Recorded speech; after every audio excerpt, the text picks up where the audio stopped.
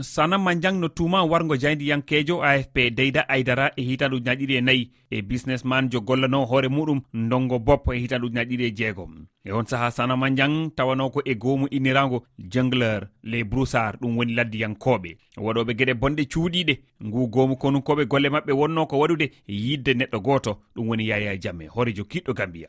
Hakkunde hulɓinde lundiɓe warngooji kala tampinɗo laamu makko ɓe jani e dow makko ala ko ɓe accuno. Yahya Jamme laamima Gambie e mbadi cattudi e dow doole hakkunde hitande 1994 e hitande ujunnaje 2017. E o saha omo tawe to Guinée équatorial to moloyi goomu gonga kawral e moƴƴitinde hakkunde ɓiɓe leydi ndi darnanoma. Ngu goomu holluno wonde Sanna Manjang waɗi golle mawɗe e torlaji diftanɗe warngooji ɗi ngu goomu le jongleur waɗi e nder Gambia. E alhaali wargo o jayndiyanke AFP konunke goɗɗo tawaɗo e ngu goomu lieutenant Malik Diatta holluno hitande ujunnaje 2019 wonde ɓe pelli kanko e biyeteɗo Aliou Jenga wondude Sanna Manjang jaati kono kadi e goɗɗo tawaɗo e mabɓe ha joni. Seedagu makko no wawi hollude holno ngu goomu konuŋkooɓe yuɓɓiniranno na mbiyen waɗiranno ɗi boneji.